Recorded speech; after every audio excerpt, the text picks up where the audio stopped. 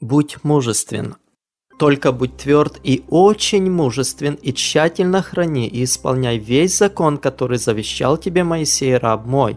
Не уклоняйся от него ни направо, ни налево, дабы поступать благоразумно во всех предприятиях твоих. Да не отходит сия книга закона от уст твоих, но поучайся в ней день и ночь, дабы в точности исполнять все, что в ней написано. Тогда ты будешь успешен в путях твоих и будешь поступать благоразумно». Иисуса Навина, 1 глава, 7 по 8 стих. Господь явился Иисусу Навину после смерти Моисея и сказал эти слова.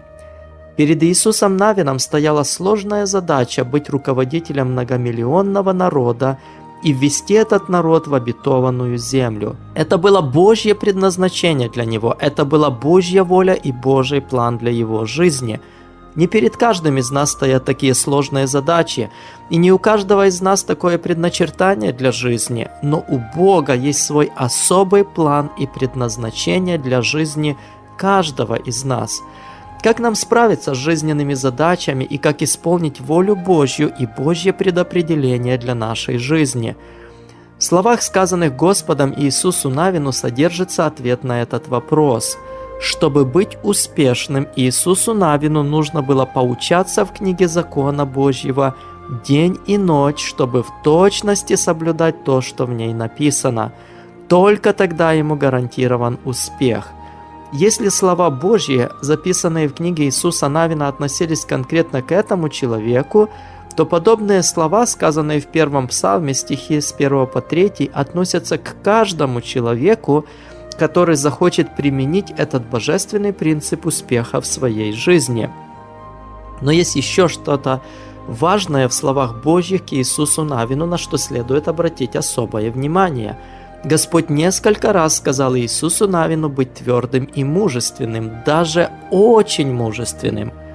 В мире есть много сил, и в жизни будет много ситуаций, которые попытаются воспрепятствовать нам исполнить Божье предопределение для нашей жизни. А так как наш успех зависит от нашего изучения и исполнения Божьего Слова, то эти силы и обстоятельства будут стараться отвлечь нас от Божьего Слова, от его чтения, изучения и соблюдения. Эти вражеские духовные силы, действующие через людей и обстоятельства, а иногда и напрямую, будут сеять в нас сомнения в Божьем Слове и сбивать нас с Божьего пути. Именно поэтому нужно быть твердым и очень мужественным. Внимательно вспомните те моменты, когда вы принимали решение почитать Библию, помолиться или сделать какое-либо доброе, угодное Богу дело. Происходило ли что-нибудь, что мешало вам сделать это? Телефонный звонок, стук в дверь, просьба кого-то из членов вашей семьи? Или же вы заметили, что что-то лежит не так и пошли это поправить, а потом так и не возвратились к чтению Библии или к молитве, а возможно забыли ваше намерение сделать доброе дело?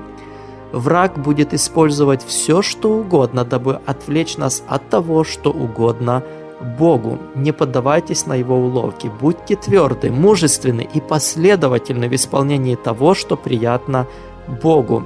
Не позволяйте мелочам жизни отвлекать вас от того, что действительно важно. Будьте настойчивыми, твердыми и упорными в делании того, что хочет от вас Бог. Победа и успех будут на вашей стороне, как бы силы зла не противились вам.